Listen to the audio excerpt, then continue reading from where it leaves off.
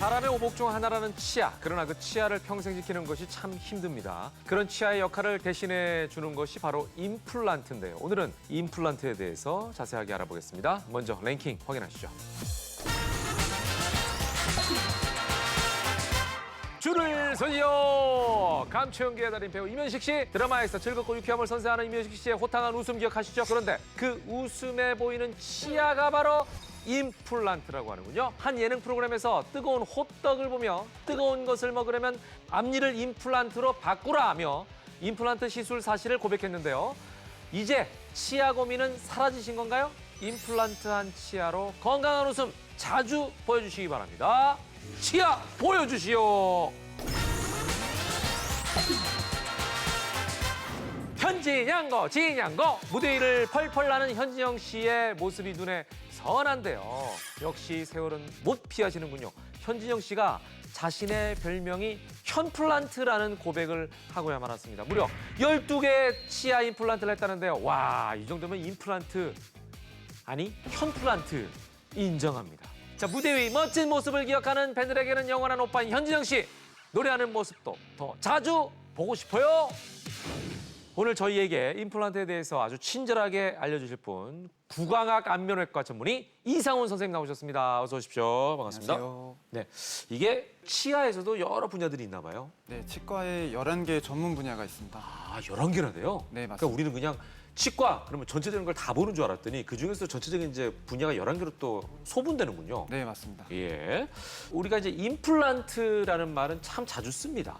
그죠? 예, 이게 이제 영어 단어를 찾아보면 이게 심다라는 뜻인데 치아에서의 임플란트는 무엇인지 또 언제 하는 것인지부터 좀 알려주시기 바랍니다. 치과 임플란트란 네. 상실된 치아를 대체하는 인공치아입니다. 아, 그렇죠. 대부분의 연구에서는 90에서 95% 이상의 성공률이 보고되고 있습니다. 그러니까 이거는 이제 어떤 경우에 하는 거예요?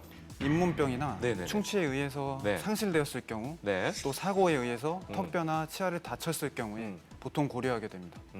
그렇군요. 우리가 이제 성인 치아가 28개 아닙니까? 네, 맞습니다. 14개. 네, 네. 현진영 씨가 임플란트를 12개나 했다고 하는군요. 이거 뭐 거의 치아 절반을 한 건데 이게 가능합니까, 임플란트로? 네, 잇몸뼈와 전신 건강의 상태가 적절하다면 예. 10개 이상의 임플란트 수술을 하는 것도 충분히 가능합니다. 그러면은 이게 나이도 혹시 제한이 있습니까? 점점 더 기술이 발전돼서 네네네.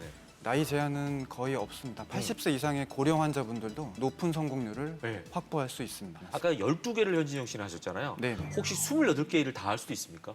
네, 이론적으로는 가능합니다. 이론적으로는? 네. 근데 그런 분은 안 계신 거죠? 보통 20개 내외의 임플란트를 수술하면 예. 전체 치아의 회복이 가능합니다. 그러니까 20개 내외만 하면은 전체 28개 일을 다 한 것 같은 효과를 충분히 볼 수 있다. 네, 맞습니다. 이런 말씀이신 거죠. 네. 예. 자, 이면식 씨의 이야기를 들어보면요. 임플란트를 한 후에는 뜨거운 걸 잘 못 느끼는 게 아닌가 이런 생각을 좀 하게 되는데 실제로 임플란트는 이제 우리가 생각하기에는 가짜니까 네, 맞습니다. 신경이 없을 거 아니에요. 네, 그럼 맞습니다. 이면식 씨의 이 얘기가 사실인 건지. 자연 치아에는 이제 신경이 연결돼 있는데요. 예. 우리가 수술하는 임플란트에는 감각신경이 연결돼 있지 않습니다. 예. 그래서 뜨겁거나 음. 차가움을 느끼지 못하고 예. 그로 인한 통증도 느끼지 못한다고 이해하시면 되겠습니다. 근데 이런 분들은 그러면 지금 뜨거운 것뿐만 아니라 네. 아이스 크림이나 얼음 같은 것도 막 아작아작 씹어 먹을 수 있지 않을까 싶은데 이건 괜찮은 겁니까? 그렇게 해도? 임플란트 수술 후에 적정 회복 기간을 거치면 예. 아주 뜨겁거나 차가운 음식도 충분히 섭취가 가능합니다. 희소식이네요. 네. 어찌 보면은 이제 못 느끼기 때문에 차가운 것도 뜨거운 것도 이가 네, 맞습니다. 신경이 없잖아요. 네.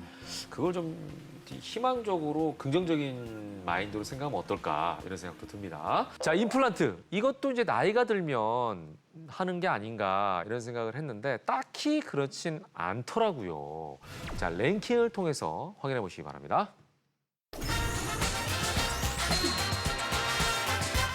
강한 카리스마를 보여주는 조선의 임금부터 푸근하고 인자한 아버지의 모습까지 맡은 배역마다 시청자들에게 공감을 불러일으키는 배우 유동근 씨. 한 토크 프로그램에서 자동차 사고로 인해 20대에 틀니를 하고 현재는 임플란트로 바꿨다고 하는군요. 치아가 부러지는 사고 이후에 컨디션이 나쁠 때는 대사를 읊는 것조차 힘들었다는 유동근 씨. 그런데도 시청자들은 전혀 몰랐습니다. 그 연기력에 박수를 보냅니다.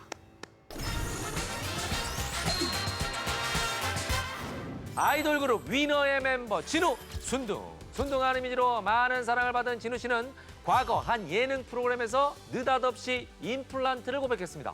딱딱한 피스타치오 열매를 입에 문 진우가 이거 깨물었다가는 임플란트 깨질 것 같은데? 라며 걱정하는 모습을 보였던 건데요. 사회 복무요원을 마치고 다시 화려하게 무대에 복귀하는 그날을 우리는 손꼽아 기다리겠습니다.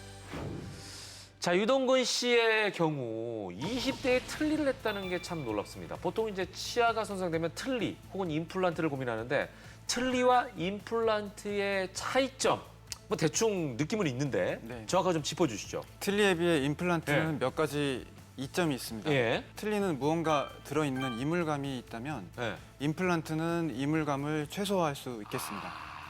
그리고 틀니는 잘 빠지거나 헐거울 수 있는데요. 임플란트는 이 치아처럼 예. 턱뼈에 고정을 하기 때문에 예. 그러한 번거로움을 없앨 수 있습니다. 네. 틀니는 씹는 힘, 예. 즉 저장력이 상당히 부족한 편인데요. 네네네. 임플란트는 치아에 가까운 예. 저장력을 발휘할 수 있다는 장점이 있겠습니다. 네. 근데 제 할머니도 예전에 틀니를 하셨었거든요. 네. 예, 연세가 좀 많으셔가지고. 네네. 근데 할머니께서 항상 하셨던 말씀이 기억이 나요. 씹어도 이 음식이 맛있는지 모르겠어 이러신 기억이 있거든요. 네, 맞습니다. 그러니까 틀니는 약간 그 음식의 맛을 좀 느끼는데도 안 좋은가요? 네, 맞습니다. 말씀하신 것처럼 틀니는 위에다 얹어놓기 때문에 예. 잇몸을 상당 부분 덮습니다. 예. 임플란트나 틀니나 자연 치아보다는 네. 맛의 감각이 부족한 건 사실인데. 떨어질 텐데. 네, 맞습니다. 하지만 임플란트는 그래도 잇몸에서 간접적으로 느낄 수 있는 맛의 감각은 조금 더 유리한 면이 있습니다. 그렇군요. 그 할머니께서 하신 말씀이 맞으셨네. 혹시 환자는 임플란트 시술을 원하는데 임플란트를 못하는 경우도 있을까요? 고혈압, 당뇨, 심장질환, 신장질환 등의 만성질환은 최근에는 임플란트 수술 시에 상당 부분은 극복할 수 있습니다. 하지만 턱뼈 자체의 치유력이 저하된 경우가 있는데요. 예를 들면 일부 골다공증 치료제를 드신다거나 예, 예, 암 치료 등을 위해서 네. 턱뼈의 방사선 치료를 받으신 분들이 있습니다. 예. 예. 그런 경우는 턱뼈의 치유 능력 자체가 낮아졌기 때문에 임플란트를 하시거나 이를 빼시거나 예. 뭔가 턱뼈에 수술을 하는 것이 예. 굉장히 불리한 상황입니다. 그러니까 뼈 자체가 부실하기 때문에 거기다 뭘 씹는 것 자체가 위험하군요. 네, 맞습니다. 그리고 잇몸뼈의 양 자체도 현저하게 부족한 경우가 있는데요. 네네. 전체 부위를 임플란트로 수술하는 것은 어려운 경우가 많습니다. 일부분만 임플란트를 식립하고 틀니와 함께 혼용하여 보완하는 경우도 있습니다. 그러니까 임플란트 100, 틀니 100 이게 아니라 임플란트 틀니를 혼용하는 경우도 있군요. 네, 맞습니다. 오, 몰랐네 이런 경우는. 자, 그리고요. 이제 진우 씨 같은 경우는 20대인데 임플란트를 했어요. 보통 이제 상식적으로 임플란트는 어르신들이 많이 할 거다라고 생각을 했거든요. 젊은 환자들의 비율도 많이 있습니까? 네, 젊은 환자도 꾸준히 증가하고 있습니다. 오. 잇몸병보다는 충치에 의해서 치아를 뽑았거나 네네네. 사고에 의해서 턱뼈나 치아를 다쳐서 치아를 상실했거나 음. 혹은 선천적으로 치아가 없는 경우도 있습니다. 그런 경우에는 뭐 나이와 상관없이 이가 없으니까 그죠? 임플란트를 해야 되는 경우다. 네, 성인 시기부터는 네. 네, 심을 수 있습니다. 아, 그렇군요. 다 안 큰 아이들 같은 경우에는 턱뼈도 자랄 거 아니에요, 그죠? 네, 맞습니다. 근데 그게 멈췄을 때 할 수 있다 그 말씀이신 거죠? 네, 성장이 어느 정도 완료되었을 때 네. 하는 것이 적절합니다. 그렇군요. 예. 요즘에는 임플란트를 하시는 분들의 폭이 이제 많이 늘어났습니다. 자, 어떤 분이 또 임플란트를 하셨는지 랭킹으로 만나보겠습니다. 2002년 월드컵 4강 신화의 주인공 최용수 선수. 이젠 감독님이 돼서 후배들 열심히 가르치셨는데요. 독수리라는 별명처럼 팀을 맡았다 하면 훨훨 날아오르게 했던 최용수 감독은 후배인 안정환 씨의 초청으로 한 예능 프로그램에 출연했습니다. 방송에서는 직접 손질한 게를 맛있게 먹는 먹방을 선보였는데요. 임플란트 한 지 2주가 됐는데 게를 먹는다면서도 게 튀김까지 맛있게 먹는 모습을 공개했습니다. 최용수 감독님, 이는 괜찮으신 거죠? 건강도 치아도 잘 관리하시고 그라운드에서 훨훨 날아오르는 독수리의 모습 다시 한번 보여주시기 바랍니다. 자, 최용수 감독님께서 마음이 급하셨네요. 개는 그냥 먹기도 참 힘든데 임플란트 한 지 2주밖에 안 되셨다는데 이게 좀 회복 시기라는 게 있을 거 아니에요. 이게 가능한 겁니까? 2주 만에 개를 씹어먹는 거. 최용수 감독님의 경우는 다행히 큰 문제가 없었던 것 같습니다. 네. 그런데 임플란트 수술 후에 네. 2에서 4주 사이에 임플란트와 뼈가 결합하는 골 유착이 진행됩니다. 네. 그 시기에는 가급적 부드러운 음식을 씹으시는 것을 권장드립니다. 2주에서 4주. 네, 맞습니다. 자, 다른 수술의 경우에는 또 준비 기간도 길고 수술 시간도 길고 회복 기간 자체도 길다라고 이제 느끼는데 임플란트는 이 다른 그 수술보다는 이 2주에서 4주라는 기간 자체가 또는 이제 수술 시간이나 이런 게 짧습니까? 어때요? 네, 임플란트를 심는 과정 자체는 간단할 수도 간단해요? 있는데요. 임플란트를 심기 위해서 네. 잇몸뼈 자체를 재건해주는 경우가 있습니다. 그럴 때는 수술 범위가 더 많이 커지기도 하고요. 예. 그래서 경우마다 예. 아주 짧게는 10분 소요되기도 하고요. 네. 아주 오래 걸릴 때는 1시간 이상 소요되기도 합니다. 수술 시간 자체가. 네, 맞습니다. 오, 그럼 수술 기간도 다르겠네요. 예를 들어서 지금 말씀하신 대로 턱뼈나 이런 게 원래 건강해. 그럼 네. 바로 그냥 진단하자마자 수술하는 경우도 있을 것이고 네, 맞습니다. 어떤 경우는 지금 말씀하신 대로 턱뼈 자체를 다시 재건해야 되는 경우도 있고요. 네, 맞습니다. 그러면 최장 길어지는 기간은 수술 기간이 어느 정도 되는 경우도 있습니까? 잇몸뼈 수술이 범위가 넓을수록 네. 6개월 이상의 시간이 소요되기도 합니다. 그래요.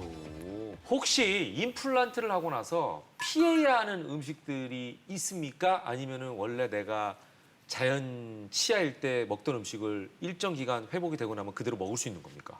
네, 임플란트 수술 후에 네. 회복이 되었을 때는 네. 시기에 제한은 없습니다. 수술 초기에는 네, 먼저 맵거나 뜨거워서 네. 자극적인 네. 음식을 피해야 합니다. 네. 수술 후 상처가 아물지 않게 만들어서 염증을 일으킬 수 있습니다. 네. 그리고 질긴 음식을 피하셔야 하는데요. 네. 질긴 음식을 씹으면서 네. 여러 방향으로 임플란트가 충격이 갈 수 있습니다. 아. 그래서 임플란트와 뼈가 결합되는 네. 골 유착 과정 자체가 네. 방해받을 수 있습니다. 오. 그리고 단단한 음식을 피해 주셔야 하는데요. 네. 단단한 음식을 드시면 질긴 음식과 같이 네. 임플란트에 충격이 갈 뿐만 아니라 네. 임플란트가 제 위치에서 벗어나게 됩니다. 그래서 감각신경을 손상시키거나 음. 턱뼈에 축농증을 일으킬 수 있는 상황이 발생합니다. 오, 그렇군요. 그리고 또 말씀하신 그 축농증이면 코에서 시작되는 그 축농증인가요? 네, 맞습니다. 근데 그게 치아와 관련이 있는 거예요? 우리가 알고 있는 축농증이 예. 생기는 부비동, 예. 즉 상악동이라는 부위가 예.